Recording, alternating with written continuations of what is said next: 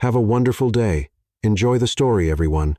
The Manhattan skyline blazed against the dying autumn sun, a fortress of glass and steel that Ethan Caldwell had conquered one merger at a time. From the 60th floor of Caldwell Tower, the world below looked like a masterfully crafted chessboard, and he'd always prided himself on being 3 moves ahead of everyone else. But tonight, as he pressed his forehead against the cool glass, that legendary control was slipping through his fingers like sand. The crystal tumbler in his hand caught the amber light. Half empty nowhere, was it his third? Time had become fluid since she'd stormed into his afternoon meeting, armed with evidence that could derail the biggest acquisition of the year. Nora Hawthorne even. Her name felt like a shot of adrenaline straight to his heart.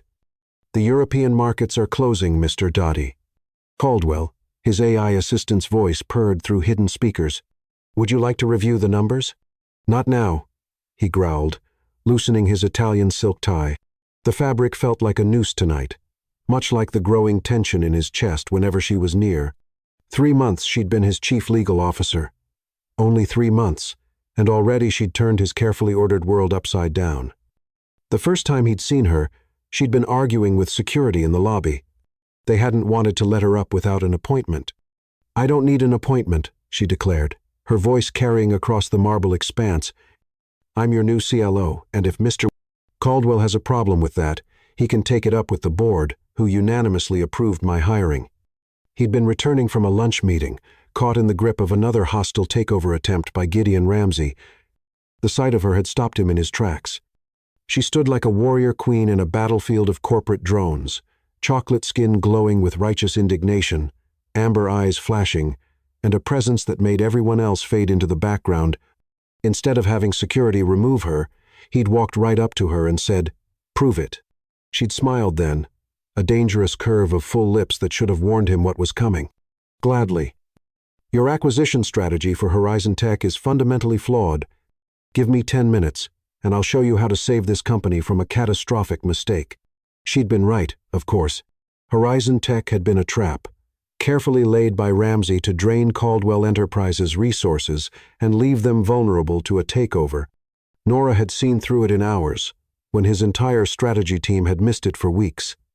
The sun dipped lower, painting the sky in shades of fire that reminded him of her favorite shade of lipstick. Ethan moved to his desk, a massive slab of black marble that dominated one end of his office. Family photos lined one corner. His mother, at her last charity gala. His father's stern portrait from before the accident. His younger sister's wedding, all of them looking at him with expectations he'd always met. Until now. A soft knock interrupted his brooding. "Come in," he called, not turning around. He knew who it was by the whisper of heels against hardwood, the subtle scent of jasmine that always announced her presence. "The board meeting's been moved up," Nora said. Her voice professional but with an undercurrent that made his spine tingle. "Ramsey's making his move sooner than we expected." Ethan turned then, and immediately regretted it. She wore deep purple today, the color of royalty, and the sight of her made his chest ache.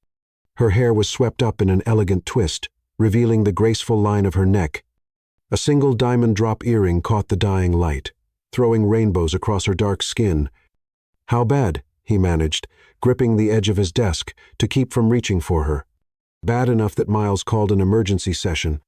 She moved closer, spreading documents across his desk. "Ramsey's been accumulating shares through shell companies. If we don't stop him by Monday, he'll have enough leverage to force a vote on leadership." The mention of his CFO and oldest friend snapped some sense back into Ethan's alcohol-clouded mind. Miles Thornton had been with him since college, the only person who knew all his secrets well, almost all of them. The newest one was standing too close, smelling too good, being too damn perfect. "Show me," he said. And she leaned forward to point out the pattern in the trading data. Her arm brushed his, and electricity arced between them. She jerked back as if burned, but not before he saw the flash of something raw and hungry in her eyes. "Sorry," she murmured, but didn't move away. "The pattern's clear once you know what to look for. See these transactions? All routed through different banks. But the timing is too perfect." He followed her logic, their heads bent together over the papers. He could feel the heat radiating from her body.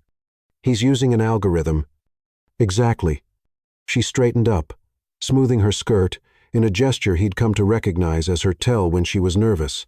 But that's not what worries me most. Look at the dates. Ethan forced himself to focus on the numbers instead of the way her perfume was making his head spin. The dates these started 3 months ago, the same week you were hired. Her voice was quiet now, troubled. Someone leaked my hiring to Ramsey before it was announced. He's been planning this since before I walked through that door. The implications hit him like a physical blow. He wanted you here. Why? Nora met his gaze squarely, and the vulnerability there made his heart stutter. Because he knew I'd find the Horizon tech trap. He knew I'd stop you from making that mistake. And now we look like we're working together. Ethan finished, the pieces falling into place. He's going to use our connection against us. What connection? She challenged, but her voice shook slightly. We're colleagues, nothing more. The lie hung between them like smoke, choking them both. Ethan took a step forward, unable to stop himself. Are we? She didn't back away. We can't be anything else. You know that. Do I? The bourbon made him reckless, burning away the careful walls he'd built. Tell me you don't feel this too. Tell me I'm imagining the way you look at me when you think no one's watching. Ethan, his name on her lips was both warning and plea. Don't. Tell me, he insisted, closing the distance between them until he could see the gold flecks in her eyes, count every perfect eyelash. Tell me you don't lie awake at night thinking about what could happen if we both stopped pretending. Her hands came up to his chest, but whether to push him away or pull him closer, he never found out. The office door burst open, and they jumped apart like guilty teenagers. Miles Thornton stood in the doorway, his usually immaculate appearance showing signs of strain. We have a problem, he announced, then paused as he registered the tension in the room. Am I interrupting something? No, Nora said quickly, gathering her papers. I was just leaving. The board meeting's at 8 tomorrow morning. Don't be late. She fled, leaving the scent of jasmine and regret in her wake. Ethan watched her go, his hands clenched into fists at his sides. Miles waited until the door closed behind her before speaking. You're playing with fire, my friend. I know. Ethan moved back to the window, watching the city lights come alive as darkness fell. What's the problem? Several. Actually, Liam Carter called from Tokyo. The Japanese investors are getting nervous about the Ramsey situation. And Gideon himself was spotted having dinner with someone interesting last night. Who? Sage Alvarez, Nora's best friend and head of our tech division. The crystal tumbler shattered in Ethan's hand, sending shards of glass and drops of bourbon flying. A thin line of blood welled up on his palm, but he barely noticed the pain. Miles sighed, moving to the bar to get a first aid kit. You need to get this under control, Ethan, the company. Your feelings for Nora, all of it. Ramsey's playing chess while you're thinking about her lips. I am in control, Ethan snapped, but they both knew it was a lie. Control had walked out the door with Nora Hawthorne, leaving him with nothing but wanting and whiskey to keep him warm. As Miles bandaged his hand, the city continued to pulse below them, unaware that its most powerful CEO was falling apart over a woman he couldn't have. Tomorrow would bring the board meeting, Ramsey's schemes, and another day of pretending he wasn't desperately in love with his chief legal officer. But tonight, in the gathering darkness of his office, Ethan Caldwell finally admitted the truth to himself. He was already lost, and no amount of power or money could save him now. Chapter 2: Legal Boundaries. Nora Hawthorne's office on the 58th floor was her sanctuary, a place where logic and law could overcome any emotion at least. That's what she told herself as she stared unseeing at the contract before her, the words blurring into meaningless shapes. Her hand trembled slightly as she reached for her coffee, her mind replaying last night's encounter with Ethan for the 100th time. The morning sun streamed through her windows, turning the space into a cathedral of light and shadow. She'd earned this office, fought her way up from nothing to become one of the youngest chief legal officers in New York. Yet here she was, acting like a lovesick teenager, because her boss had looked at her with those storm-gray eyes and asked her about connection. Earth to Nora. The voice shattered her reverie. Sage Alvarez stood in her doorway, elegant in a cream pantsuit that complemented her olive skin. Girl, I've been standing here for 5 minutes watching you murder that poor contract with your death stare. I'm focused, Nora protested. But her best friend's knowing smirk told her she wasn't fooling anyone. Sage swept into the office, closing the door behind her. As head of Caldwell Enterprises' tech division, she had clearance to be here, but the gossip she carried was definitely not for public consumption. The whole building's talking about what happened in the executive lounge last night. Nora's heart stopped. What? Apparently, our mighty CEO nearly broke a conference table when Gideon Ramsey mentioned your name during the investor call. Miles had to end the meeting early because Ethan looked ready to commit murder through the video screen. Relief and something darker flooded Nora's veins. That's ridiculous. Mr. Caldwell is just protective of his executives. Mr. Caldwell? Sage rolled her eyes, perching on the edge of Nora's desk. You were calling him Ethan last night when you thought no one was around. Heat crept up Nora's neck. You're supposed to be my friend, not my stalker. I'm your friend, exactly because I stalk you. Sage grinned. Someone has to keep you from drowning in legal briefs and missing the fact that the hottest CEO in Manhattan looks at you like you're water in the desert.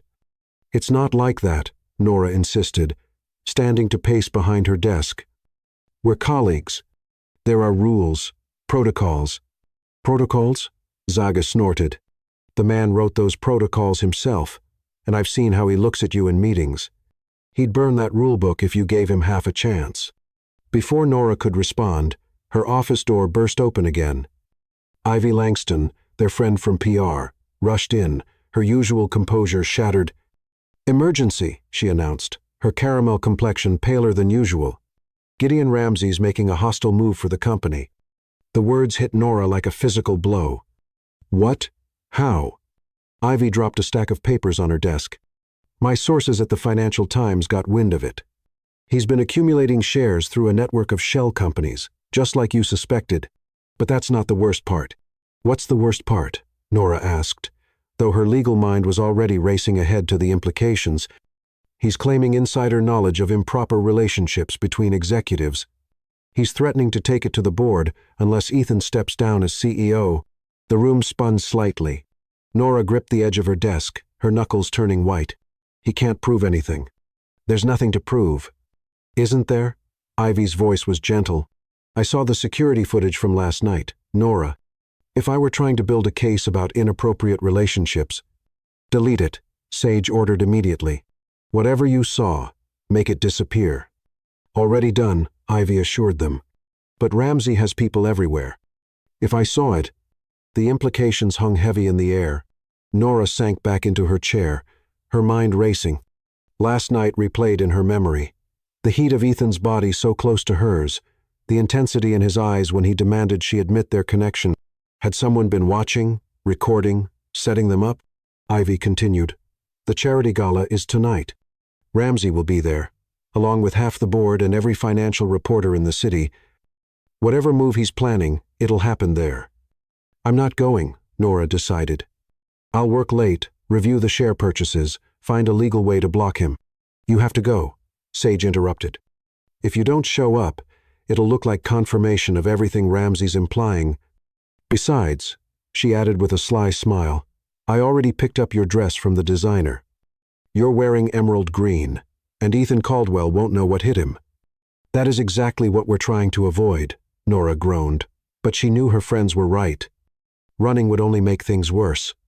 A knock at her door made all three women jump. Miles Thornton stood there, his expression unreadable. Miss Hawthorne, do you have a moment? Sage and Ivy exchanged glances before making themselves scarce. Miles waited until the door closed behind them before speaking. He's not sleeping, he said without preamble. Barely eating. I've known Ethan since college, and I've never seen him like this. Nora's heart clenched, but she kept her voice steady. What do you want me to do about it? I want you to be sure, Miles replied, his blue eyes intense. Whatever this is between you two, be sure. Because if Ramsey succeeds, if this company falls, thousands of people lose their jobs. Ethan loses everything he's built. And for what? A few heated looks and almost kisses in dark offices? Anger flared in Nora's chest. You think I don't know what's at stake? You think I haven't spent every night since I got here trying to convince myself that what I feel for him isn't worth the risk? And what do you feel for him? The question hung in the air like smoke. Nora turned to the window, watching clouds drift past the neighboring skyscrapers. It doesn't matter. The company comes first. That's not what I asked. Miles's voice was surprisingly gentle. Ethan Caldwell is the most controlled man I've ever met until you. Whatever power you have over him, please use it wisely. He left her alone with that thought, and with the growing certainty that she was standing on the edge of something that could either save them all or destroy everything they'd built. Hours later, as the sun began to set, Nora stood in her private bathroom, staring at her reflection. The emerald silk dress Sage had chosen was a masterpiece, clinging to her curves before flowing to the floor like liquid jade. Her dark skin glowed against the fabric, and she'd left her hair down in a cascade of intricate braids, interwoven with tiny crystal beads. Her phone buzzed with a text from Sage. "Cars downstairs. Ready to make history?" No, Nora thought. But she gathered her clutch anyway. She wasn't ready for the way Ethan would look at her tonight, wasn't ready for Gideon Ramsey's schemes, wasn't ready for the way her whole world seemed to be balancing on the edge of a knife. But ready or not, she had a gala to attend, and somewhere in that glittering crowd, the most powerful man in Manhattan would be waiting for her, his gray eyes stormy with everything they couldn't say. As she stepped into the elevator, Nora sent up a silent prayer that she was strong enough to resist him because Miles was right. One wrong move tonight could bring down an empire, and no matter what her heart wanted, she couldn't be the woman who destroyed Ethan Caldwell. The elevator doors closed on her reflection, and Nora Hawthorne prepared herself for battle. She was a lawyer, after all, and tonight, the most important case of her life would be proving to the world and to herself that she was not in love with her boss, even if that proved to be the biggest lie she'd ever told. Chapter 3. Dangerous Games. The Metropolitan Museum of Art glowed like a jewel against the Manhattan night, its grand steps lined with photographers hoping to catch the city's elite at their most vulnerable splash-in. Ethan Caldwell's private car pulled up to the entrance, and camera flashes erupted like lightning. He adjusted his bow tie, a familiar mask of corporate confidence sliding into place as his driver opened the door. Inside, the great hall had been transformed into a wonderland of crystal and candlelight. White roses cascaded from ceiling-high arrangements, their perfume mixing with the scent of money and power that always lingered at these events. Ethan accepted a glass of champagne from a passing waiter, scanning the crowd with predatory focus. "She's not here yet," Miles murmured, appearing at his elbow in an impeccably tailored tuxedo. "But Ramsey is. Northwest corner, holding court with 3 board members." Ethan's grip tightened on his glass as he spotted his nemesis. Gideon Ramsey stood like a snake among sheep, his silver hair gleaming under the chandeliers as he charmed the very people who would soon vote on the company's future. Their eyes met across the room, and Ramsey raised his glass in a mocking salute. "Steady," Miles warned, noting the muscle jumping in Ethan's jaw. "We're here to play chess, not start a war." "What if I'm tired of playing games?" Ethan's voice was low, dangerous. "He's threatening everything I've built, everything my father built before me. Is that really what you're worried about losing?" Before Ethan could answer, a ripple went through the crowd. He turned toward the entrance and forgot how to breathe. Nora stood at the top of the marble stairs, a vision in emerald silk that made her dark skin glow like polished bronze.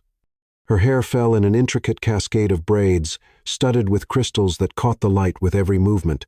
But it was her eyes that held him captive amber fire that found him instantly in the crowd, as if she'd known exactly where he would be.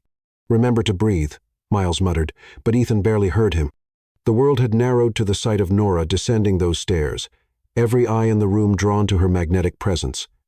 Gideon Ramsey moved first, breaking away from his admirers to intercept her at the bottom of the stairs. "Miss Hawthorne," his voice carried across the sudden hush, "you look absolutely stunning tonight." Ethan watched as Ramsey took her hand, bringing it to his lips in an old-world gesture that made his blood boil. Nora's smile remained professional, but Ethan saw the slight tension in her shoulders. "Mr. Ramsey," she replied coolly, "I didn't expect to see you here. Hostile takeovers usually happen behind closed doors, not at charity galas." Ramsey's laugh was practiced, perfect. "My dear, who said anything about hostility? I'm simply a businessman who recognizes untapped potential." The double meaning hung in the air like poison.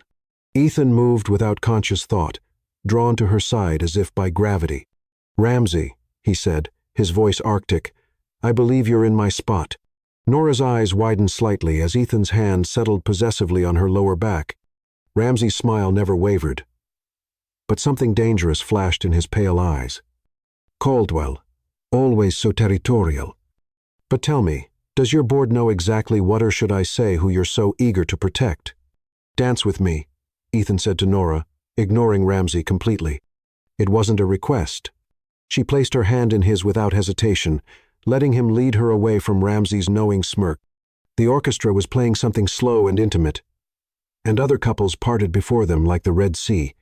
"That was dangerous," she whispered as he pulled her close. One hand splayed across her back while the other clasped hers over his heart. "The entire room is watching us. Let them watch." His voice was rough against her ear.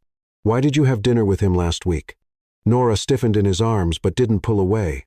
"Keeping tabs on me, Mr. Caldwell?" "Answer the question." His hand tightened on her waist as they moved across the floor in perfect synchronization. He asked to discuss a potential settlement. I went to hear his terms. Her eyes met his, defiant. "That's my job, remember? Or don't you trust your chief legal officer anymore?" "I trust you with my life," he murmured, drawing her imperceptibly closer. "It's my heart I'm worried about." The raw honesty in his voice made her miss a step. He steadied her seamlessly, using the movement to pull her even closer. They were dancing too intimately now, breaking every unspoken rule of corporate etiquette, but Ethan couldn't bring himself to care. "Jealous, Mr. Caldwell?" Her voice was teasing, but her eyes were serious as they moved across the floor. "Terrified," he admitted, "the champagne making him reckless. He'll try to take everything I care about, and right now, the thing I care about most is in his crosshairs." Nora's breath caught. "Ethan, don't." His grip tightened. "Don't tell me we can't. Don't tell me about rules and protocols and professional boundaries. Tell me you don't feel this too, and I'll walk away right now." She looked up at him then, her amber eyes swimming with emotions he'd never seen her display in the office. "You know I can't tell you that." "Then tell me what you want." His voice was barely a whisper now, meant only for her. "I want," she started, but movement over his shoulder made her stiffen. "Gideon is coming this way with the chairman of the board." Reality crashed back in. Ethan spun them smoothly away from the approaching threat, but the spell was broken. As the song ended, he felt Nora pulling away, rebuilding the careful walls between them. "Miss Hawthorne," the chairman's booming voice carried across the dance floor. "Just the person I wanted to see. Could you spare a moment to discuss the Carter merger?" Nora stepped back from Ethan's embrace, her professional mask sliding perfectly into place. "Of course, Mr. Chairman. I have the preliminary documents right here." She walked away without looking back, leaving Ethan with the ghost of her perfume and the maddening certainty that she'd been about to say something that would have changed everything. "Well, that was quite a show." Gideon Ramsey's voice dripped with satisfaction as he appeared at Ethan's side. "Tell me, does she know you're using her as a shield, or does she actually believe you care about her?" Ethan's hand curled into a fist at his side. "Careful, Ramsey. You're not the only one who can make threats." "Threats?" Ramsey's laugh was soft, venomous. "My dear boy, I'm making promises. By this time next week, I'll own controlling interest in Caldwell Enterprises. And your lovely Miss Hawthorne? She'll have a choice to make. Stay with a failing CEO, or join the winning team. She'll never work for you." "No?" Ramsey's eyes gleamed. "You might be surprised what people will do when they discover they've been compromised. Those security cameras in your office work remarkably well, don't they?" Ice flooded Ethan's veins. "You're bluffing." "Am I?" As if on cue, Ethan's phone buzzed in his pocket. The message was from an unknown number, a single image that made his blood run cold. It showed him and Nora in his office the night before, standing too close, his hand reaching for her face. The timestamp was clear in the corner. "You bastard," Ethan breathed. Now. Ramsey smiled like a shark scenting blood. "Is that any way to talk to your new majority shareholder? The board meeting on Monday should be quite interesting. I wonder how they'll react when they see evidence of their CEO's indiscretions. If you think you can blackmail me, Blackmail? Please? Ramsey's voice dripped with false offense. I'm simply ensuring corporate transparency. After all, the shareholders deserve to know if their leadership is compromised by personal entanglements. But I'm willing to be reasonable. Step down quietly. Recommend me as your successor. And these photos never see the light of day. Miss, Hawthorne's reputation remains intact, and you get to keep your dignity. Everyone wins. Ethan's vision blurred red at the edges. Except you forgot one thing, Ramsey. Oh? And what's that? Ethan stepped closer, using his height advantage to loom over the older man. I'm not my father. I don't fold under pressure. And if you come after what's mine, I will burn everything you own to the ground. Ramsey's smile never wavered. That's what I love about you, Caldwell, so passionate, so protective. But tell me, are you protecting the company or the woman? Because soon, you might have to choose. He melted back into the crowd, leaving Ethan with a phone full of surveillance photos and the sickening realization that he'd walked right into a trap. Across the room, he caught Nora's eye. She was still talking to the chairman, but something in his expression must have alarmed her, because she took half a step in his direction. He shook his head slightly, warning her to stay put. They were being watched, documented. Their every interaction weaponized against them. The game had changed, and he'd been too blind with wanting her to see the trap until it was too late. Miles appeared at his elbow, concern etched on his features. I saw Ramsey leave. What did he say to you? Ethan handed him the phone without a word. Miles's sharp intake of breath said everything. We need to clear the building, Miles said quietly. Get our security team to sweep for bugs, cameras. No. Ethan's voice was flat. We do nothing. Let him think he's won. I need time to think, to plan. And Nora? Ethan watched her across the room. The way the emerald silk caught the light. How her smile never quite reached her eyes as she spoke to the chairman. Everything he wanted, everything he couldn't have, wrapped in a package designed to destroy him. Protect her, he said finally. Whatever happens Monday, whatever Ramsey tries, protect her reputation. The rest doesn't matter. Ethan. I mean it, Miles. If someone has to fall, it'll be me. Not her. Never here. The party swirled around them, a glittering facade hiding the wounds beneath. And somewhere in that crowd, Nora felt Ethan's eyes on her like a physical touch, unaware that he was already planning to sacrifice everything to keep her safe. The game had become infinitely more dangerous, and they were all out of moves. Chapter Kate. Liquid Courage. Victory tasted like 30-year-old scotch in Caldwell Tower's executive lounge. The city sparkled 60 floors below as Manhattan's most powerful gathered to celebrate their triumph over Gideon Ramsey's attempted takeover. The emergency board meeting had lasted 14 hours, but in the end, Ramsey's scheme had crumbled under the weight of evidence that Nora had meticulously gathered. Ethan stood at the floor-to-ceiling windows, watching his reflection in the dark glass as he swirled the amber liquid in his crystal tumbler. Behind him, the celebration continued. Miles orchestrating congratulatory toasts, board members patting each other on the back, as if they'd been on his side all along. But his eyes kept finding her in the glass, watching as Nora moved through the crowd like a queen among courtiers. She'd been magnificent today. For 14 hours, she'd systematically dismantled Ramsey's legal strategy, revealing the complex web of shell companies and insider trading that had fueled his takeover attempt. Her voice never wavered, her logic unassailable, as she turned Ramsey's own evidence against him. By hour 12, even Ramsey's lawyers looked defeated. Now she wore victory like a crown, her charcoal gray suit as sharp as her mind, her smile diplomatic as she accepted congratulations from the same board members who'd questioned her loyalty just days ago. But Ethan saw the tension in her shoulders, the careful way she held herself apart from the celebration. Quite a day, Miles said quietly, appearing at his side with a fresh bottle of Macallan. Ramsey's stock is in freefall. His board is calling for his resignation. Good. Ethan's voice was rough from hours of debate. Pour me another. Miles complied, but his eyes were shrewd. This is your 6th, my friend. Maybe slow down. I'm celebrating.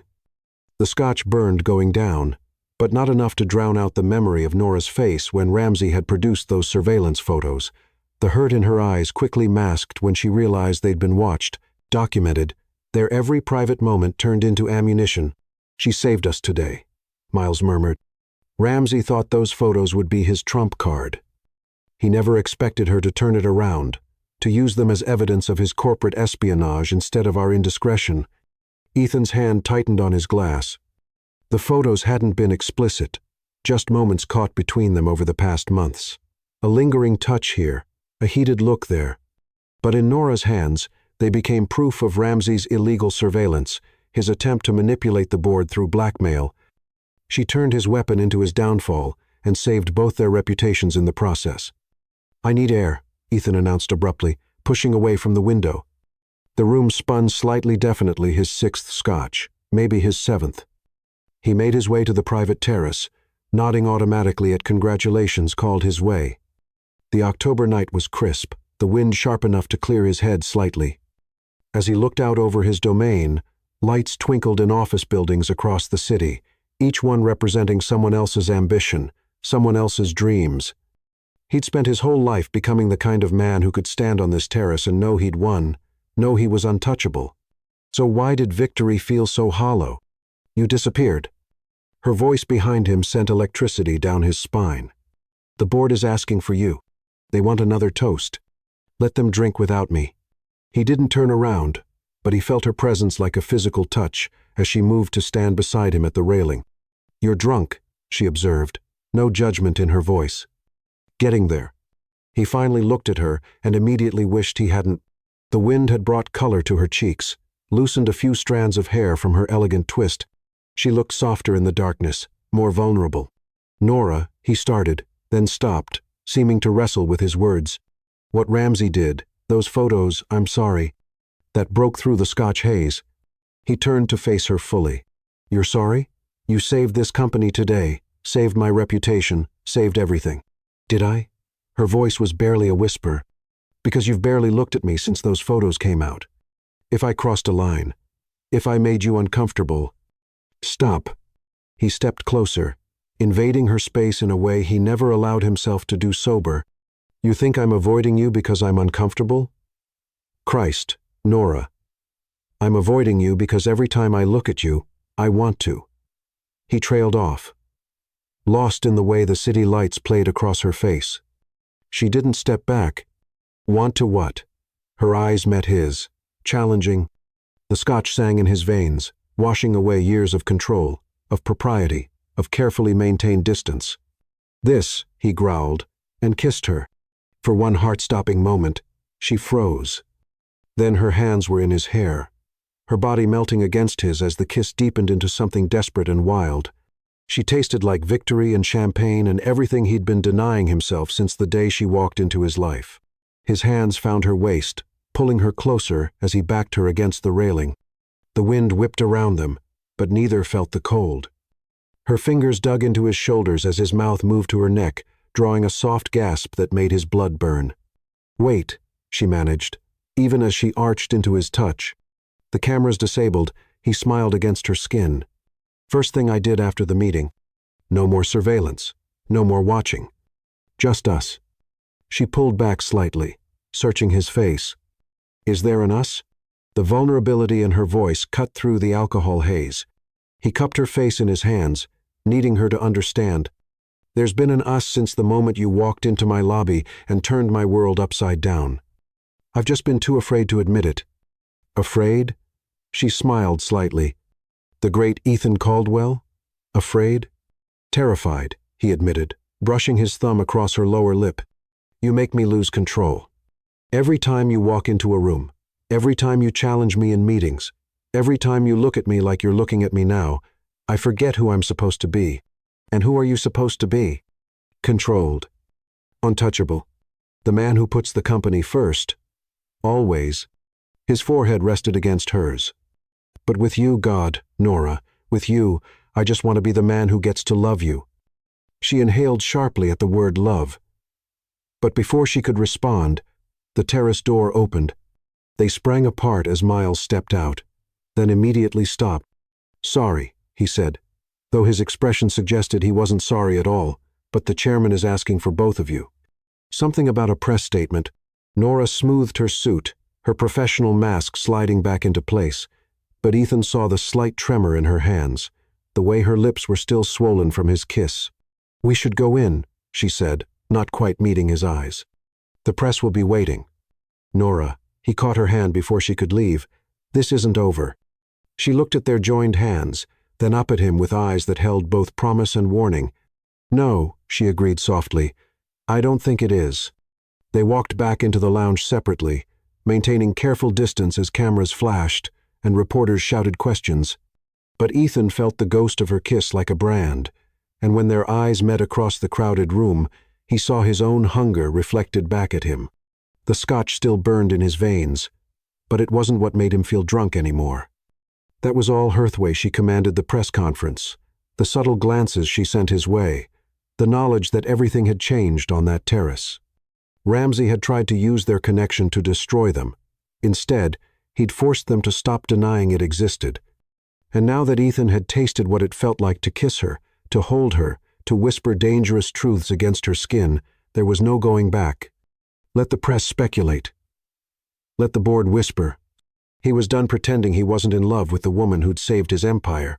The only question now was whether she was ready to stop pretending too.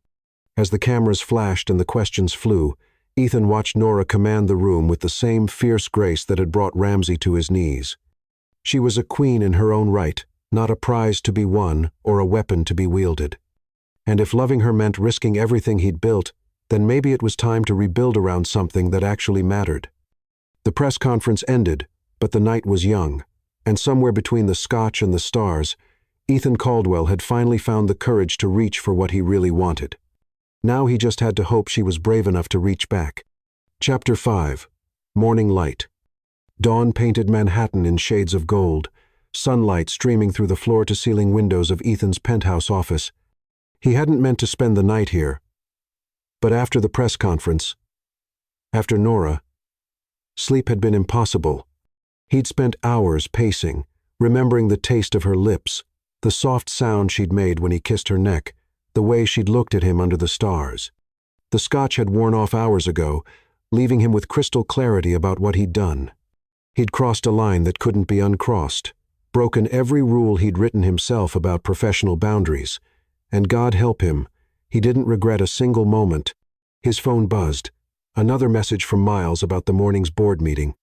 The victory over Ramsay had bought them breathing room, but the real work was just beginning. They needed to stabilize the stock price, reassure investors, project strength.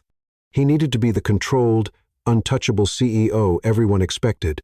Instead, he was standing in yesterday's suit, his tie long discarded, staring at the spot on his private terrace where he'd finally kissed the woman who'd haunted his dreams for months. The soft click of his office door opening made him turn. Nora stood there, fresh and pristine in a deep purple suit that made his mouth go dry. She'd clearly gone home to change, but the subtle shadows under her eyes suggested she'd slept as little as he had. "You're here early," she said, her voice carefully neutral. "Never left." He watched her reaction, saw the slight widening of her eyes as she took in his rumpled appearance. "We need to talk about last night." "Do we?" She moved into the office but kept her distance, as if afraid to get too close. "I think you made your feelings quite clear." "Did I?" He stepped toward her, drawn by the same magnetic pull he'd felt since the day they met. "Because I was drunk enough to finally kiss you, but not drunk enough to tell you everything." Color bloomed in her cheeks. "Ethan, don't. I love you." The words fell between them like stones in still water. "I've loved you since you stormed into my lobby and told security they'd have to arrest you to keep you out of my office.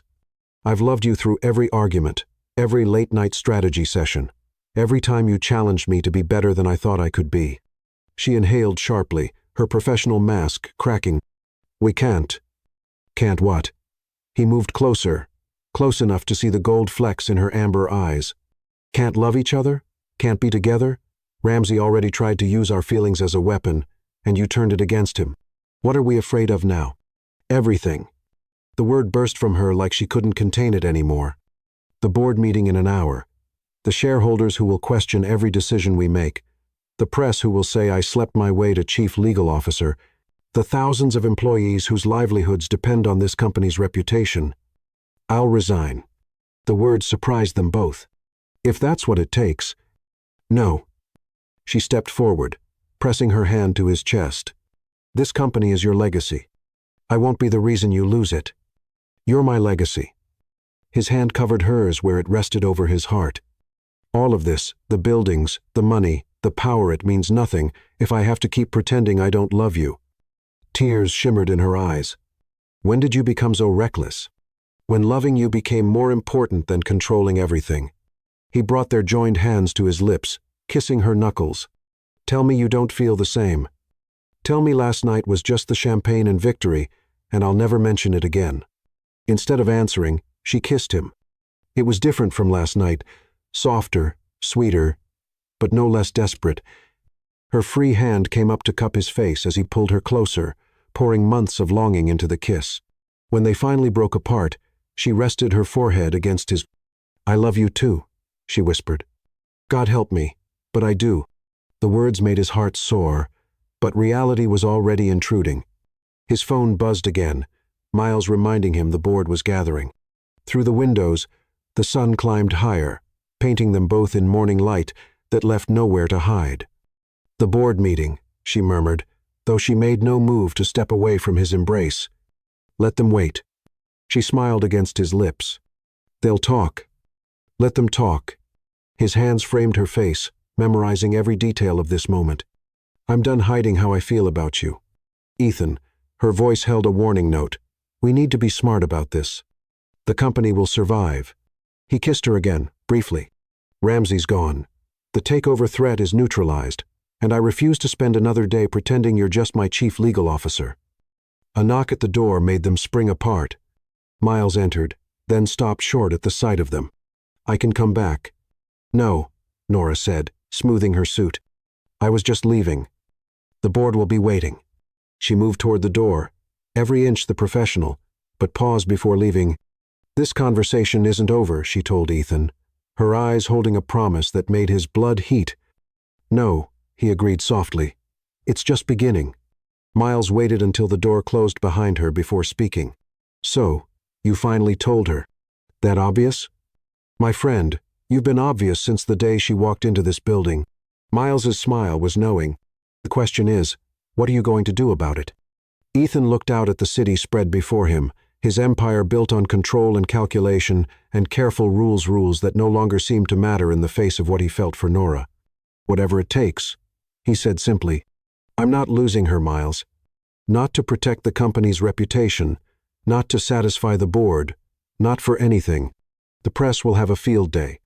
Let them. The shareholders will question every decision you make together. Then we'll prove them wrong, like we always do. Miles studied him for a long moment. I've known you since college, Ethan. I've watched you build this company with iron control and perfect discipline. But I've never seen you like this, willing to risk everything for someone. Not someone, Ethan corrected. Her. Only her. His phone buzzed again, a message from Nora this time. The board is ready for you. Try to look less like you spent the night in your office. He smiled at her attempt at normality, but his response was anything but professional. I love you. No matter what happens in that boardroom, that won't change. Her reply came seconds later. I love you too. Now get down here and be the CEO I fell in love with. Miles read the exchange over his shoulder and laughed. Well, my friend, it seems the mighty Ethan Caldwell has finally met his match. No, Ethan said, heading to his private bathroom to make himself presentable. I finally found my partner. The sun climbed higher over Manhattan as Ethan Caldwell prepared to face his board. But for the first time in his life, the empire he'd built seemed secondary to the woman who'd taught him that some things were worth losing control for. Let the board question them. Let the press speculate. Let the whole world talk. He was done pretending he wasn't madly, completely, irrevocably in love with Nora Hawthorne. And judging by the way she'd kissed him this morning, she was done pretending too. Chapter 6. Corporate Warfare. The headlines splashed across the Wall Street Journal's website, like a declaration of war. Caldwell Enterprises CEO in secret relationship with Chief Legal Officer. Below it, The surveillance photo from the terrace showed their kiss in stark detail. The New York skyline a glittering witness to their moment of weakness. Ethan crushed the crystal tumbler in his hand, ignoring the sting as shards bit into his palm. Blood dripped onto the mahogany desk, staining the morning's financial reports crimson. Gideon Ramsey's final revenge, Miles said grimly, watching his friend from the office doorway. He may have lost the company, but he made sure to poison the well on his way out. How did he get that photo? Ethan's voice was deadly quiet. We swept for cameras. We disabled everything. Drone. Miles tossed a tablet onto the desk, practically invisible at night. The tech boys found the signal this morning, but it was too late. The story's gone viral. The tablet showed dozens of headlines, each more sensational than the last. Caldwell romance. Love in the boardroom. Power couple or power play. Questions raised about Caldwell Close' rapid rise. A soft knock interrupted them. Nora stood in the doorway, her usual confidence replaced by something more vulnerable. The board's demanding an emergency session. They want to discuss, she faltered, then straightened her spine. They want to discuss my position with the company. Like hell. Ethan started toward her, but she held up a hand to stop him. Don't. Her voice cracked slightly. Please, I need to handle this professionally. There's nothing professional about this. He gestured at the headlines screaming from every screen. This is a deliberate attack. Ramsey's trying to destroy everything we. What? She stepped into the office, closing the door behind her. Everything we built or everything we feel? Both. He moved toward her, unable to keep his distance when she looked so wounded. I won't let them push you out. I'll resign first. Step down as CLO, he countered, desperate to protect her. I'll find you any position you want at any company in New York. Hell, I'll buy you your own firm. I will not run. Her voice could have cut diamonds. And if you try to handle me, Ethan Caldwell, you'll learn exactly how good a lawyer I really am. The fire in her eyes, the steel in her spine. God, he loved her more in that moment than he thought possible. The board meeting starts in an hour. Miles interrupted softly.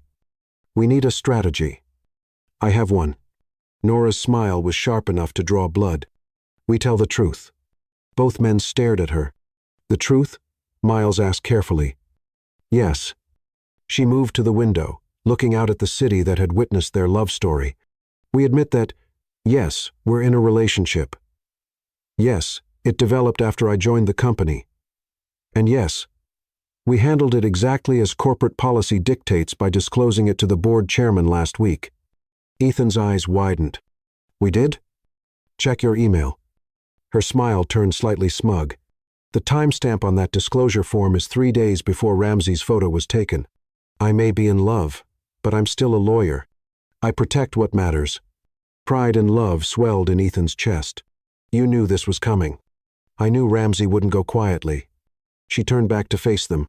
The question is, are you ready for what happens next? Because they're going to question every decision we've ever made. Every promotion, every contract, every victory. Let them. Ethan moved to stand beside her at the window. We've done nothing wrong, haven't we? Her voice was soft. I love you, Ethan. God help me. I love you more than I ever thought possible. But love isn't supposed to complicate billion-dollar decisions. Love isn't supposed to make headlines that shake investor confidence. Miss Hawthorne. Ethan's assistant's voice came through the intercom. The board members are arriving early. They're asking for you specifically. Nora squared her shoulders, every inch the warrior preparing for battle. Tell them I'll be right there. We go together, Ethan insisted, reaching for her hand. She shook her head. No. I need to face them alone first. Let them see that I'm not hiding behind you, not using you for protection. Trust me, Ethan. She kissed him briefly, fiercely. I didn't become the youngest CLO in New York by letting old men intimidate me. She strode out of the office, head high, leaving Ethan and Miles staring after her. She's something else, Miles said quietly. She's everything. Ethan moved to his desk, pulling up the market reports. Caldwell Enterprises stock was already dropping, investors spooked by the headlines. And if the board tries to force her out? They might have legitimate concerns, Miles pointed out carefully. The appearance of impropriety. Appearance? Ethan's laugh was harsh. I appeared to be a cold, controlled CEO until I met her. I appeared to care only about profit margins and market share. Now I appear to be in love. Which one of those appearances is actually damaging to this company? Before Miles could answer, Ethan's phone lit up with a message from an unknown number. The video attachment made his blood run cold. It showed Nora in a restaurant with Gideon Ramsey, taken months ago. Their body language was intimate, their expressions intense. Without audio, without context, it looked like he's not done, Miles breathed, watching over Ethan's shoulder. This was his backup plan. If he couldn't take the company, he'd destroy your trust in each other. Ethan stared at the frozen image of Nora leaning close to Ramsey, her expression unreadable. The timestamp matched the night she'd claimed she was meeting him to discuss settlement terms. "Get me everything," he ordered, his voice arctic. "Every photo, every video, every record of every meeting between them. I want to know exactly what game Ramsey was playing." And Nora? Ethan looked toward the boardroom, where the woman he loved was fighting for her career, her reputation, their future, the woman who might have been playing her own game all along. "Protect her," he said finally, the words like ash in his mouth. "Whatever happens, whatever the truth is, protect her. The press, the board, the shareholders, they can come after me instead. Even if she was working with Ramsey, even if every moment between us was a lie." His hands clenched on the desk. "Protect her, Miles. That's an order." As his oldest friend left to do his bidding, Ethan Caldwell stared at the photo that had started it all. Him and Nora on the terrace, lost in each other under the stars. Real or fake, truth or lie, that moment had changed everything. Now he had to decide. Trust the woman who'd captured his heart, or believe the evidence suggesting she'd been playing him all along. The board meeting would start soon. Nora was in there alone, fighting for them both. And somewhere in the city, Gideon Ramsey was watching, his carefully laid trap springing shut around the most powerful couple in Manhattan. The war wasn't over. It was just beginning. And this time, the casualties wouldn't be measured in stock prices and market share, but in broken hearts and shattered trust. Ethan straightened his tie, squared his shoulders, and prepared to face the board. Whatever the truth was, whatever game Ramsey was playing, one thing remained certain. He loved Nora Hawthorne. And if loving her destroyed him, then he'd make damn sure he wasn't the only one who burned. Chapter 7. Allies and Enemies. The war room on Caldwell Tower's 59th floor hummed with tension. Miles Thornton stood at the head of the conference table, surrounded by screens displaying market data, news feeds, and social media trends. To his right, Liam Carter, the COO, coordinated with PR teams across 3 continents. Sage Alvarez's fingers flew across multiple keyboards, tracking digital trails and monitoring communications. "The board's splitting," Miles reported, his tie loosened after hours of crisis management. "Ramsey's people are pushing for a vote of no confidence. They want to remove Ethan as CEO. Over my dead body," Liam growled, his loyalty to Ethan evident in every line of his powerful frame. "We've worked too hard to let that snake Ramsey destroy everything." Ivy Langston burst through the door, her usual PR polish slightly frayed. "It's worse than we thought. Ramsey's people are leaking more photos, not just of Ethan and Nora, but of meetings between Nora and Ramsey going back months." The room fell silent. Everyone remembered how Ethan had reacted to the first video, the security footage of Nora and Ramsey in that intimate restaurant setting. He'd gone absolutely still. The kind of stillness that preceded storms. "I've got something," Sage announced, her screens reflecting in her determined eyes. "The metadata on those photos is inconsistent. Some of the timestamps have been altered. Can you prove it?" Miles moved to look over her shoulder. "Give me time. But look at this one. Supposedly taken in April at the Four Seasons Sept. The restaurant was closed for renovations that entire month."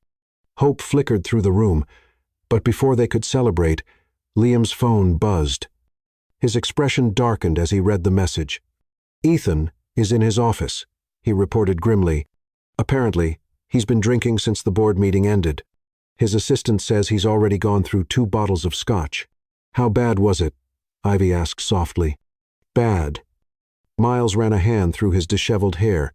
The board questioned every decision they've made together for the past year-very contract, every strategy. They're claiming conflict of interest, suggesting their relationship compromised business judgment. That's ridiculous. Sage spun in her chair. Nora is brilliant.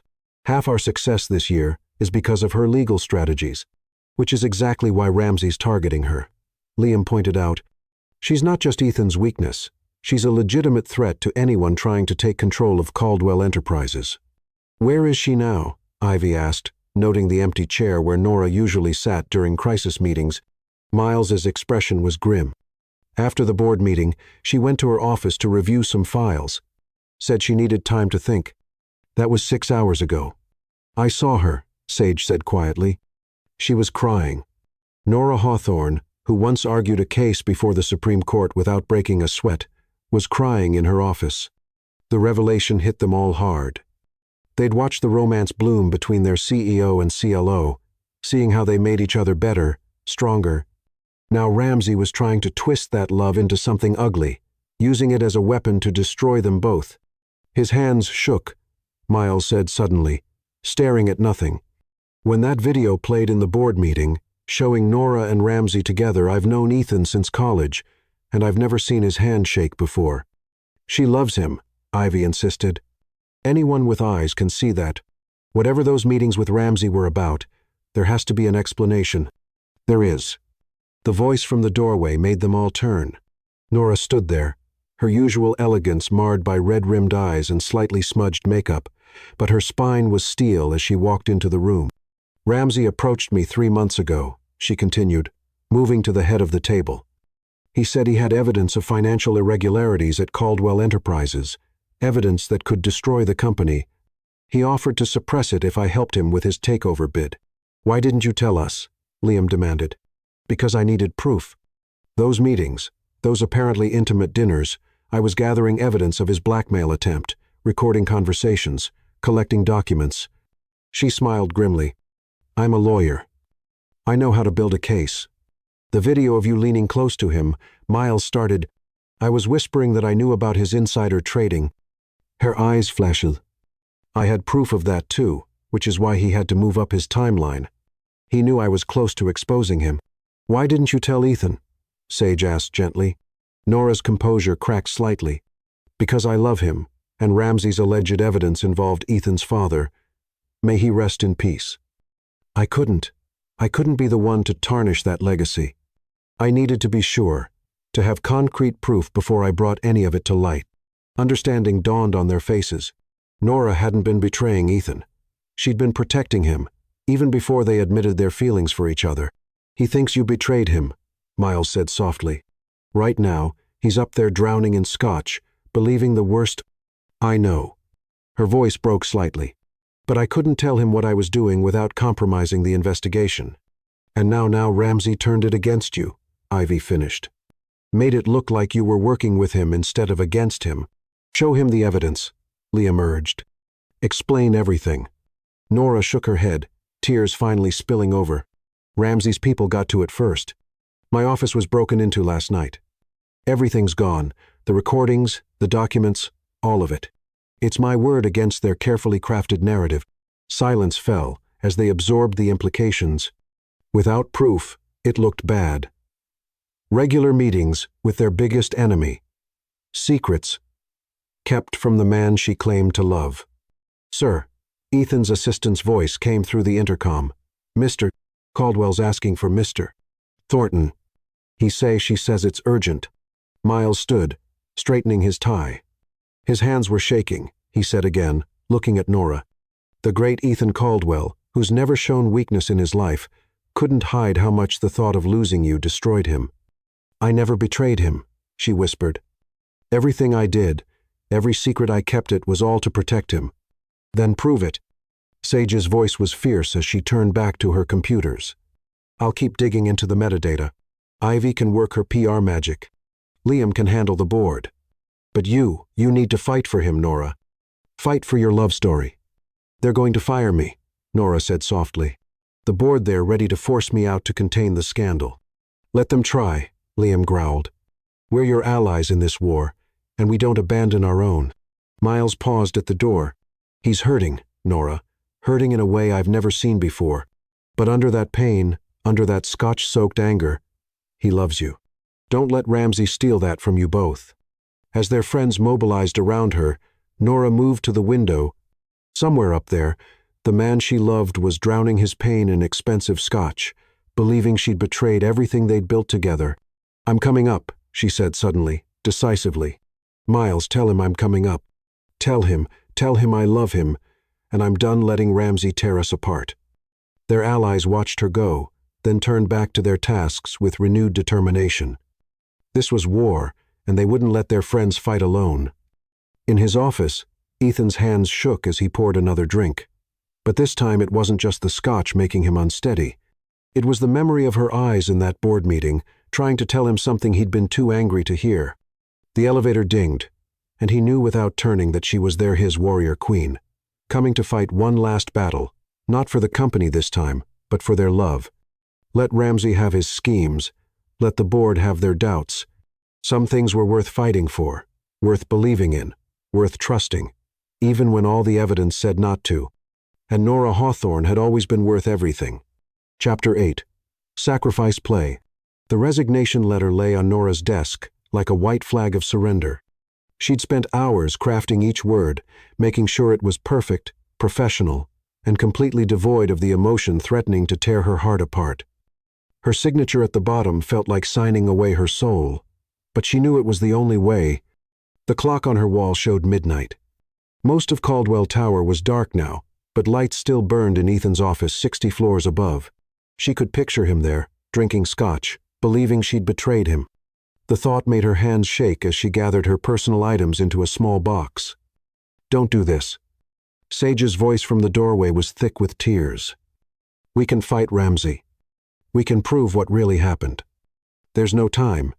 Nora carefully wrapped the crystal paperweight Ethan had given her after their first major victory together. "The emergency board meeting is at 9 a.m. If I don't step down, they'll fire him." "Then let them." Sage stepped into the office, her usual tech genius confidence replaced by desperate pleading. "Ethan would rather lose the company than lose you. That's exactly why I have to go." Nora's voice cracked slightly. "Everything his father built, everything he sacrificed for, I won't let him throw it all away for me. He loves you. And I love him." She looked around her office one last time, memorizing the view of Manhattan that had witnessed so many late-night strategy sessions, so many moments when professional boundaries began to blur. "That's why I have to protect him, even if he hates me for it." Her computer chimed on last email to send before she walked away from everything she'd built here. She'd spent hours writing this one too, but it still felt inadequate. "Dear Mr. Caldwell, by the time you read this, I will have submitted my resignation as Chief Legal Officer of Caldwell Enterprises. My departure is effective immediately. I know you have questions. I know you're hurt and angry, and you have every right to be. But everything I did, every secret I kept, was to protect you and this company. Someday, when the truth comes out, I hope you'll understand. I love you not for your power or your position, but for the man who kisses me like I'm precious and looks at me like I'm extraordinary. The man who taught me that some things are worth risking everything for. I'm risking everything now, walking away so you don't have to choose between me and your legacy. Please don't look for me. Please don't try to change my mind. Just know that loving you was the easiest thing I've ever done, and leaving you is the hardest. Forever yours, Nora." Her vision blurred as she hit send, then she shut down her computer for the last time, placed her security badge on top of the resignation letter, and picked up her box of memories. "At least let me help you carry that," Sage begged, still hovering in the doorway. "No." Nora's smile was watery but determined. "I need to do this alone." The elevator ride down was the longest of her life. Every floor represented another memory she was leaving behind. The reference room where she'd first challenged Ethan's acquisition strategy, the executive lounge where they'd celebrated victories, the terrace where he'd finally kissed her. The security guard in the lobby looked surprised to see her leaving so late, but her badge still worked to let her out one last time. She looked up at the illuminated crown of Caldwell Tower, at the office where the love of her life was probably still drinking, still believing the worst of her. "I'm sorry," she whispered to the night sky. "I'm so sorry." Her car was waiting, but before she could reach it, a voice stopped her. Running away, Gideon Ramsay emerged from the shadows, looking pleased with himself. "I must say, this is even better than I hoped." Rage burned through her grief. "You orchestrated all of this, the photos, the videos, the theft of my evidence. And you played right into my hands." His smile was serpentine. The great Nora Hawthorne, reduced to sneaking out in the middle of the night like a guilty mistress. "I have copies," she bluffed, her lawyer's instincts kicking in. "Everything you said to me, every threat about Ethan's father." "No, you don't." He stepped closer, his confidence absolute. "My people were very thorough when they cleared out your office. And now, thanks to your noble sacrifice, Ethan Caldwell will be exactly what I always said he was. A man too weak to separate business from pleasure, too emotional to lead a company of this magnitude. You won't win." Her voice was steel, despite her tears. "Ethan is stronger than you know." "Is he?" Ramsay's eyes glittered with malice.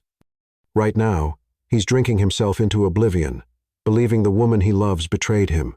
By morning, he'll be in no condition to fight the board's vote of no confidence. And you'll be gone, your reputation in tatters, your brilliant career reduced to a cautionary tale about office romance." The urge to slap him was almost overwhelming, but Nora held herself in check. "You really don't understand him at all, do you? Ethan Caldwell doesn't break.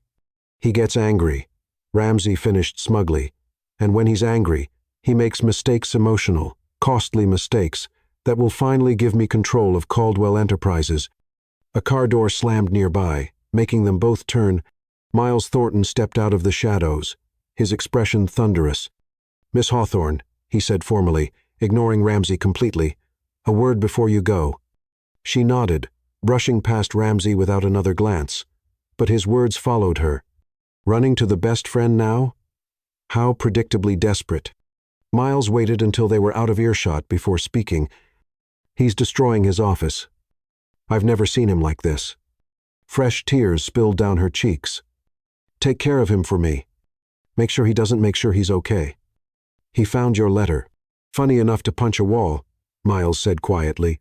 "His hand is bleeding, but he won't let anyone near him. He keeps reading it over and over, like he's trying to decode some hidden message." "There is no hidden message," she lied, praying he couldn't see the truth in her eyes. "Just goodbye." Miles studied her for a long moment.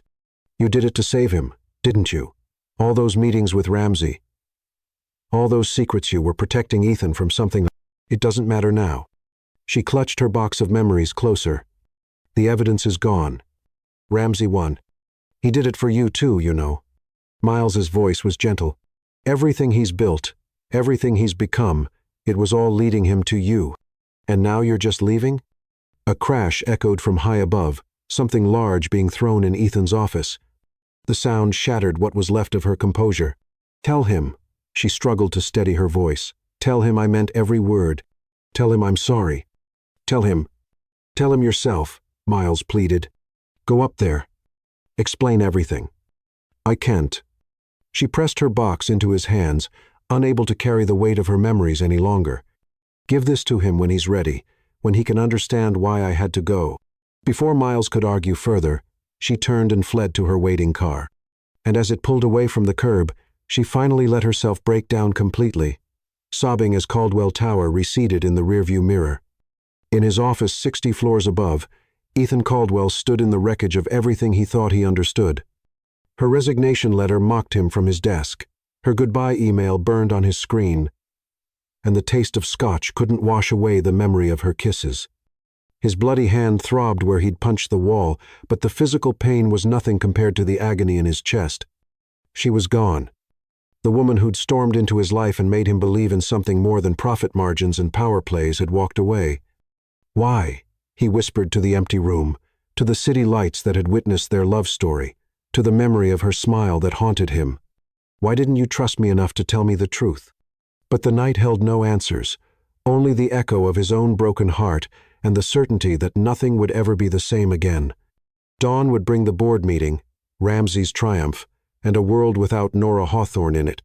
But for now, Ethan Caldwell stood in his ruined office and let himself feel everything he'd spent a lifetime controlling: rage, pain, and a love so deep it felt like drowning. She was gone, and with her went every dream he'd never known he had, until she taught him how to want more than power, more than control, more than the empire he'd built on careful rules and perfect discipline. The sun would rise soon on a changed world, but in the darkness before dawn, two hearts broke, in perfect synchronization, separated by pride and pain and sacrifices made in the name of love. Chapter 9. Counterattack. 3 days after Nora's departure, Ethan Caldwell emerged from his grief like a storm breaking. The Scotch bottles disappeared from his office, replaced by coffee and cold determination. He'd built his empire by being smarter, faster, and more ruthless than his opponents. Now he turned all of that force against Gideon Ramsey with laser focus. "The board meeting is in 48 hours, Miles announced, watching his friend study market data with bloodshot eyes. "Ramsey's people are confident they have the votes to remove you. Let them try." Ethan's voice was gravel rough from lack of sleep. "Sage, what did you find?" The tech genius looked up from her wall of screens, her usual vibrant energy subdued but determined. "The metadata on those photos was definitely manipulated. I can prove the timestamps were altered on at least 3 of them." "Not enough." Ethan stood, pacing the length of his office, the bandage on his hand a constant reminder of the night Nora left. "We need more. Everything. Ramsey's done. Every deal. Every transaction. I want it all exposed. I might have something." Ivy Langston entered, tablet in hand. "My sources say Ramsey's been making regular payments to someone inside Caldwell. Enterprises large amounts, going back months." "A spy?" Miles straightened. A partner, Liam Carter's deep voice preceded him into the office. "Someone high enough to help orchestrate this whole scheme." Ethan stopped pacing, his mind racing. "Check the board members. Anyone who's been pushing hardest for the vote of no confidence." "Already did." Sage's fingers flew across her keyboard. "Nothing unusual in their financials, but there's something else. Those surveillance photos, they weren't taken by a drone. The angle's wrong. They had to have been taken from inside the building, someone with access to the executive floor." Understanding dawned like ice in Ethan's veins. "Hayes, the head of security." Miles frowned. Who else would have access to every camera, every security feed? Who could plant new devices without raising suspicion? Ethan moved to his desk, pulling up personnel files. "And who was hired 6 months ago on the recommendation of the board chairman?" Liam finished grimly. "Ramsey's oldest friend." The pieces were falling into place. Ethan's hands clenched on his desk as rage burned through him.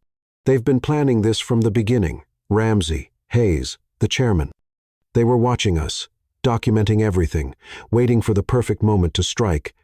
"But why target Nora?" Ivy asked softly. "Why not just expose your relationship directly?" Because she was a threat, the words tasted like ash, not just to their takeover plans, but to something bigger, something she discovered in those meetings with Ramsey. His phone buzzed, another message from the unknown number that had been tormenting him. But this time, instead of surveillance photos, it was a video. His hands shook slightly as he pressed play. Nora's face filled the screen, filmed in what looked like a restaurant's private room. Her expression was fierce as she spoke. "I have proof of what you did to Robert Caldwell. Proof that you orchestrated the accident that killed Ethan's father. If you come after Caldwell Enterprises again, I'll make sure everyone knows exactly what kind of monster you are." Ramsey's voice came from off-screen, smooth as poison. "My dear, by the time anyone sees this video, you'll be long gone. And poor Ethan will never know you were trying to protect him. He'll remember you as just another ambitious woman who used him to climb the corporate ladder." The video ended, leaving Ethan's office in stunned silence. She was building a case against him. Miles's voice was quiet with realization. All those meetings, all those secrets, she was trying to prove Ramsey killed your father. The truth hit Ethan like a physical blow. Every moment he doubted her, every bitter thought he drowned in scotch, while she'd been fighting to avenge his father's death. "Where did this come from?" Liam demanded, examining the video file. "Someone inside Ramsey's organization is having an attack of conscience," Ivy reported. Checking her sources, more files are being leaked every hour. Financial records, surveillance logs, internal memos. Hayes panicked. Sage added, her screens filling with data. "He's trying to cover his tracks, deleting security footage, but I've got him. Every file he erases I recover, including—" She trailed off, her expression shocked as new video filled her screens. It showed Nora in her office the night she left, but not alone. Hayes was there, his face twisted with cruel satisfaction as he removed files from her desk. "The evidence," Ethan breathed. "She didn't just leave it behind. They stole it, which means it still exists." Miles's eyes lit with understanding.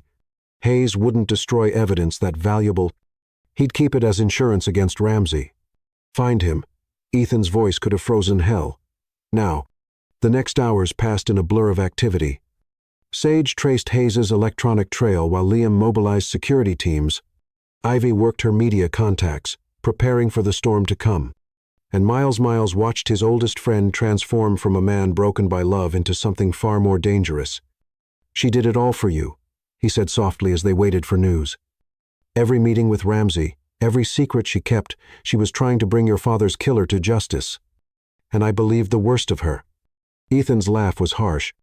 "I sat up here drinking scotch and feeling betrayed while she sacrificed everything to protect me. We'll find her."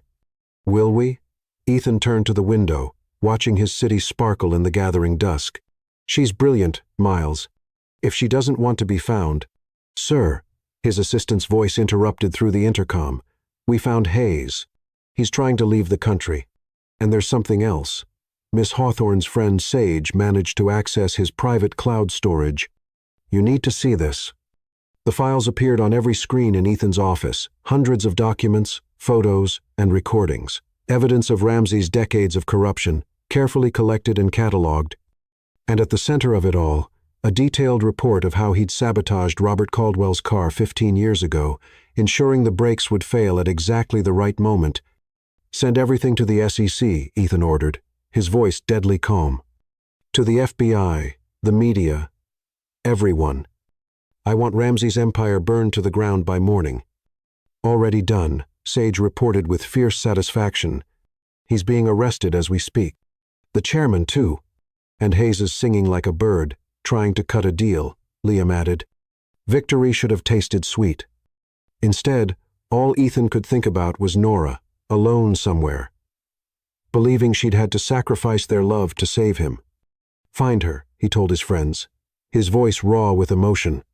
"Whatever it takes, however long it takes, find her. I need to tell her."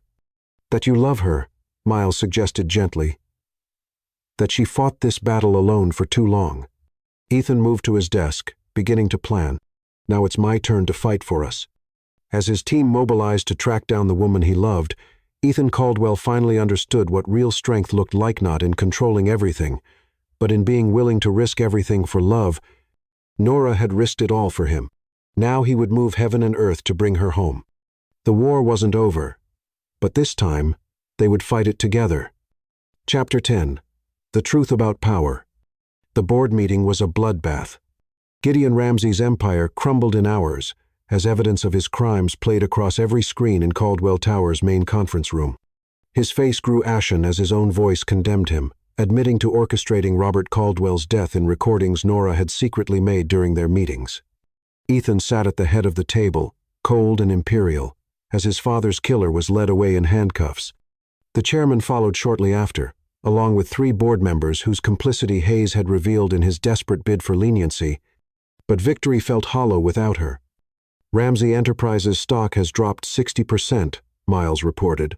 Watching the financial feeds, their board is calling for an emergency session. Shareholders are in panic. Buy it, Ethan ordered without hesitation. All of it. Every share that comes on the market. That will cost billions, Liam warned. I don't care. Ethan's voice was steel. He tried to destroy everything my father built, everything Nora sacrificed herself to protect. I want his company stripped to the bones. His team exchanged glances but began executing the orders. They'd never seen him like this focused, relentless, turning all his power and resources toward a single goal. Within hours, Caldwell Enterprises owned a controlling interest in Ramsey's collapsing empire, but still, no sign of Nora. She's in Chicago. Ivy finally told him after endless days of searching, starting her own law firm, being magnificent because that's who she is. Ethan stared at the photo on his tablet. Nora outside a sleek office building, looking tired but determined, the Chicago skyline rising behind her, so different from the Manhattan views they'd shared.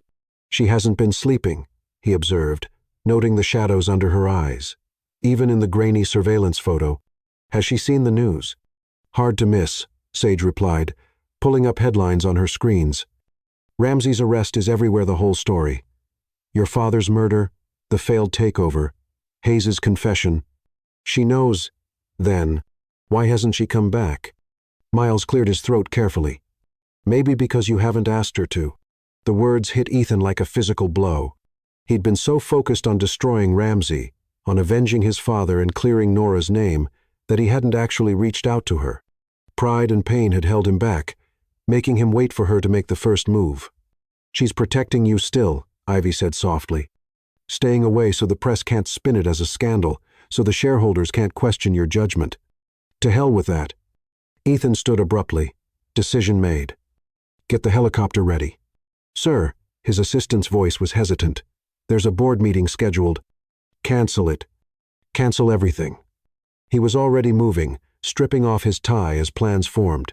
Miles, you're in charge until I get back. Liam, finish gutting Ramsey's company. Sage, I need coordinates for that building in Chicago. And Ivy, already drafting the press release. She smiled. Go get our girl. The next hours passed in a blur of motion. His pilot complained about the weather. A snowstorm was moving in, making the flight dangerous. Ethan didn't care. He'd waited too long already, let pride and pain and propriety keep him from the woman he loved.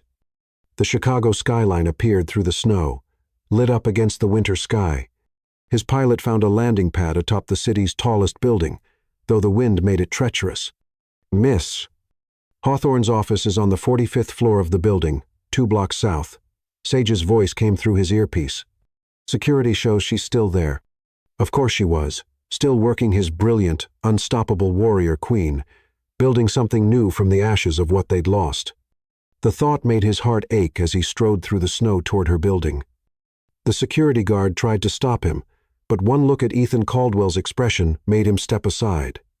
The elevator ride felt endless, each floor bringing him closer to the moment of truth. When the doors opened on the 45th floor, he found himself in a space that was pure Nora elegant, professional, but with hints of warmth in the art on the walls and the comfortable chairs in the waiting area. Her name was on the door in simple gold letters. Hawthorne Legal Services. He didn't knock. Some moments didn't require permission. She looked up from her desk as he entered, unsurprised, subtle as always. Mr. Caldwell. His heart stopped at the sight of her. She'd lost weight, and her usual perfect posture showed signs of strain. But her eyes, her eyes still held that fire that had first made him fall in love. Marry me. The pen dropped from her fingers. What? Marry me, he repeated, crossing the room in long strides. I don't care about the company. I don't care about the board. I don't care about anything but you. You fought for me, protected me, sacrificed everything to bring my father's killer to justice. Now let me fight for you. Ethan. Her voice broke slightly. The shareholders can go to hell. He reached her desk, planting his hands on the polished wood. You want to know what I learned about power watching my empire almost crumble? Real power isn't in controlling everything. It's in knowing what matters enough to risk everything for. Tears spilled down her cheeks. I'm so sorry. I should have told you what Ramsey did, what I was trying to prove. No. He rounded the desk, pulling her to her feet. You were protecting me, like you always have. But I'm done being protected. I'm done letting anything keep us apart. The press will talk, she whispered, but her hands came up to clutch his jacket. Let them talk. His thumbs brushed away her tears. Every newspaper in the country can run the headline, CEO madly in love with brilliant lawyer who saved his company and avenged his father. I don't care anymore. A watery laugh escaped her. Madly in love? Completely. He pressed his forehead to hers. Desperately. Permanently. Marry me, Nora. Come home. Home? Her eyes searched his. To New York? Home, to me. His voice was rough with emotion. To our life together. To everything we were too afraid to fight for before. She was quiet for a long moment, and he felt every second like a lifetime. Then, finally, she smiled that brilliant, unstoppable smile that had first turned his world upside down. Yes. The word was barely out before he kissed her, pouring months of longing and pain and love into the contact. She melted against him, fitting perfectly in his arms, like she'd never left them. When they finally broke apart, snow was falling harder outside her windows, turning Chicago into a winter wonderland. But Ethan only had eyes for the woman in his arms.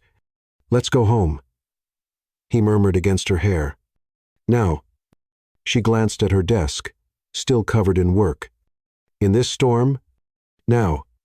He smiled, the expression transforming his face.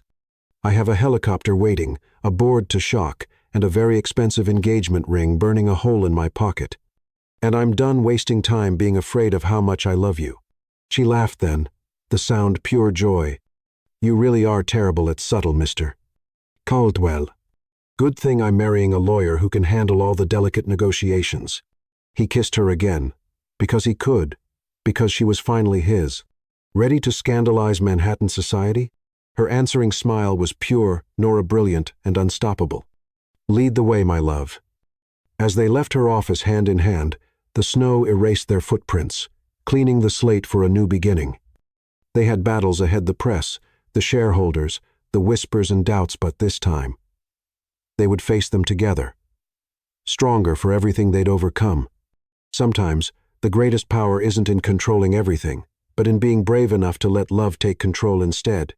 Chapter 11. Grand gestures. The Chicago snowstorm had grounded every commercial flight, turning the city's skyscrapers into ghostly shadows in the swirling white. But Ethan Caldwell's private helicopter cut through the weather like destiny itself, couldn't wait for them to get home. You're insane, Nora shouted over the roar of the rotors, clutching his hand as they raced through the snow toward the waiting aircraft. We could fly tomorrow when it's safe. I've spent enough tomorrows without you. His voice in her headset was determined as they lifted off, the city disappearing beneath them. Besides, I have plans for us tonight. She raised an eyebrow, taking in his mysterious smile. Plans that require risking our lives in a snowstorm? Plans that require making a statement. He squeezed her hand, his thumb brushing over where his ring would soon rest. One that all of Manhattan will hear. The flight was turbulent but swift, their pilot expertly navigating through the winter storm. As they approached New York, the clouds parted just enough to reveal Caldwell Tower rising like a beacon against the darkness. What? Nora's voice trailed off as she saw it. The entire facade of the building was lit up, forming words visible for miles. Welcome home, Nora. I love you. You ridiculous man. Her voice cracked with emotion. The whole city can see that. That's the point. He lifted her hand to his lips. I'm done hiding how I feel about you. Let everyone see. Let them talk. Let them know that the mighty Ethan Caldwell is completely, publicly, irrevocably in love with you. The helicopter landed on Caldwell Tower's private helipad, where a small group waited despite the bitter cold. Miles stood with Liam and Sage, while Ivy directed a small army of media crews setting up cameras. Subtle. Nora laughed through her tears as they emerged from the helicopter. Very subtle. Oh, he's not done yet, Sage grinned, hugging her friend fiercely. Wait until you see what's inside. The elevator ride to the executive floor was filled with reunions and tears as their friends welcomed her home. But when the doors opened, Nora gasped. The entire floor had been transformed into a wonderland of white roses and twinkling lights. The path to Ethan's office was lined with photographs, every moment of their story captured in images. Their first meeting in the lobby, their victory celebration after the Horizon Tech deal, the charity gala where they danced too close, the terrace where they'd first kissed. How did you? Turns out, when you're hunting for evidence of corporate espionage, you find a lot of surveillance photos, Miles explained with a wink. We thought it was time these moments told the real story. They reached Ethan's office, now cleared of the destruction from his grief-fueled rage. Instead, projected on the floor-to-ceiling windows, was a video montage of their journey, every smile, every heated glance, every moment they'd tried to hide their growing love. I was so blind, Ethan said softly, watching their story unfold against the Manhattan skyline, so focused on protecting the company, on maintaining control, that I almost lost the best thing that ever happened to me. We both made mistakes. Nora turned to face him, her hands coming up to frame his face. We both tried to protect each other instead of fighting together. Never again. His voice was fierce as he pulled her closer. From now on, we face everything together. No more secrets, no more sacrifices, no more putting the company before us. Speaking of the company, Ivy interrupted gently. The press is waiting in the main conference room. Everything's ready. Nora's eyes widened. The press? Like I said, Ethan smiled, taking her hand. I'm done hiding. The conference room was packed with reporters and cameras, all buzzing with speculation about the dramatic light display and late-night gathering. Ethan led Nora to the podium, never letting go of her hand. Ladies and gentlemen, he began, his CEO voice carrying effortlessly through the room. Thank you for coming at such a late hour. I have several announcements to make. The room fell silent, cameras flashing as he continued. First, as you may have heard, Gideon Ramsey has been arrested for the murder of my father, Robert Caldwell. The evidence that led to his arrest was gathered over months of careful investigation by one person, Nora Hawthorne, who risked everything to bring my father's killer to justice. Murmurs rippled through the crowd as cameras turned to Nora. Second, Caldwell Enterprises has acquired controlling interest in Ramsey Industries. Miss Hawthorne will be returning to her position as chief legal officer to oversee the merger and restructuring. More cameras flashed, reporters shouting questions. Ethan held up a hand for silence. And finally, he turned to face Nora, his voice softening. I'm announcing my engagement to the most brilliant, courageous, extraordinary woman I've ever known, the woman who taught me that real power isn't in controlling everything, but in being brave enough to let love take control instead. Gasps and exclamations filled the room as Ethan dropped to one knee, pulling out a ring that caught the light like captured stars. Nora Hawthorne, his voice carried clearly despite the chaos, you stormed into my lobby and changed my life. You challenged me, protected me, saved me from myself. You fought for justice when everyone else had given up. You loved me enough to walk away when you thought it would save me. Now I'm asking you to stay forever. Marry me. Tears streamed down her face as she looked at this powerful man on his knees before the world's media, declaring his love without reservation. Yes, she whispered, then louder for the cameras. Yes. The room erupted in applause and camera flashes as Ethan slid the ring onto her finger and pulled her into a kiss that would make headlines across the globe. But neither of them noticed, lost in their own perfect moment. I love you, he murmured against her lips. Every ambitious, brilliant, unstoppable inch of you. I love you too. She smiled through her tears. Even when you're being ridiculously dramatic, with city-sized light displays and press conferences. Get used to it. He kissed her again, uncaring of the cameras. I plan to spend the rest of my life making grand gestures to show the world how much I love you. Their friends watched from the sidelines, tears and joy mixing freely. The press would have their story tomorrow. The powerful CEO and the brilliant lawyer who brought down an empire for love. The shareholders would talk, the board would adjust, and Manhattan society would buzz with speculation. But none of it mattered. They had fought their way back to each other, stronger for every battle, every sacrifice, every moment of doubt. Now they stood together before the world, ready to build something even more powerful than an Empiria love story for the ages. The snow continued to fall outside, blanketing the city in white, as if nature itself was celebrating their reunion. And in the heart of Caldwell Tower, two people who had risked everything for love finally found their way home. Chapter 12. Power Couples. Manhattan sparkled under a perfect June sky as Caldwell Tower prepared for the wedding that would reshape the city's power structure forever. The same building that had witnessed their first meeting, their first kiss, their struggles and triumphs, now stood ready to host their ultimate Victoria celebration of love over corporate politics, truth over power, heart over control. Nora stood before the mirror in her private office, now transformed into a bridal suite. Her wedding dress wasn't the traditional white. She'd chosen molten gold, a color that made her dark skin glow like sunlit bronze and caught the light with every movement. The designer had woven real gold thread through the intricate patterns, making her shine like a living flame. Her braids were crowned with diamonds and gold threads, creating a regal effect that put any corporate title to shame. "You look like a warrior queen," Sage whispered, adjusting the train, "which is exactly what you area queen who brought down an empire for love." Ivy added, dabbing at her eyes. "The press is already calling it the greatest love story in corporate history." Nora touched the delicate golden locket at her throat, a gift from Ethan that morning. Inside was a tiny photo of his father, Robert Caldwell, alongside a handwritten note, "He would have loved you as much as I do. Thank you for bringing his killer to justice and his son back to life."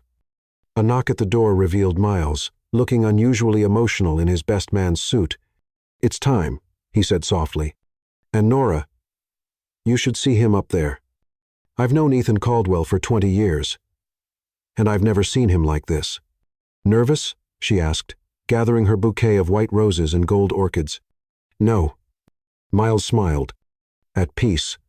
Like everything in his life was leading him to this memento. The atrium of Caldwell Tower had been transformed into a cathedral of light and flowers. 3,000 white roses cascaded from ceiling-high arrangements, their scent mixing with the subtle gold frankincense burning in crystal censers. The evening sun streamed through the glass walls, turning everything to molten gold, as if the universe itself approved of this union. The most powerful people in the business world filled the seats, alongside the employees who'd witnessed their love story unfold. But when the music began and Nora appeared at the top of the grand staircase, there was only one person she saw: Ethan Caldwell, the man who'd built an empire on control and precision, had tears in his eyes as he watched his bride descend. He wore a black tuxedo with subtle gold accents to match her dress. But it was his expression that caught everyone's attention, pure, undisguised love. Without a trace of his usual corporate mask. "You're staring," she whispered when she reached him, an echo of their first meeting in the lobby 2 years ago. "I'll be staring at you for the rest of my life," he promised, taking her hands in his. "My warrior queen, my heart." Their vows made headlines the next day, but neither cared about the press anymore. They'd earned the right to declare their love to the world. "I, Ethan Caldwell," his voice carried through the hushed atrium, "take you, Nora Hawthorne, as my partner in all things. You stormed into my life and taught me that true strength isn't in controlling everything, but in being brave enough to let love lead. When I was lost in power and control, you showed me what real courage looks like. You fought for justice when I was blind to it, protected me when I was too proud to see the danger, and loved me enough to walk away when you thought it would save me. I promise to spend the rest of my life being worthy of that love, to face every challenge by your side, and to never again let pride or fear keep me from telling the world that you are the best thing that ever happened to me." Tears sparkled in Nora's eyes as she spoke her own vows. "I, Nora Hawthorne, take you, Ethan Caldwell, as my partner in all things. You saw me not just as a brilliant lawyer, but as a woman worthy of moving mountains for. When the world tried to tear us apart, you moved heaven and earth to bring us back together. You taught me that sometimes the greatest victory isn't in fighting alone, but in letting someone fight beside you.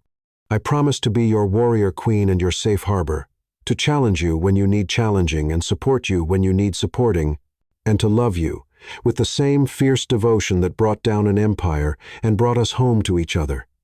In his prison cell, Gideon Ramsey watched the coverage on a tiny television, seeing his empire crumble as the couple he'd tried to destroy celebrated their triumph. The evidence Nora had gathered ensured he would spend the next 20 years contemplating how his attempt to destroy them had only made them stronger. The reception was legendary. Manhattan's elite mingling with employees from every level of Caldwell Enterprises, all equal in their celebration of a love that had transformed the city's most powerful company. Mrs. Caldwell Hawthorne, Ethan murmured as they shared their first dance, that has a nice ring to it. Mr. Caldwell Hawthorne, she countered with a smile that lit up the room. The board nearly had a collective heart attack when we announced we were both changing our names. Let them adjust. He pulled her closer as they moved across the floor to their song. They've already accepted that their CEO and CLO are madly in love. What's one more corporate revolution? Later that night, they slipped away to their private terrace, the same one where they'd first kissed, where everything had changed.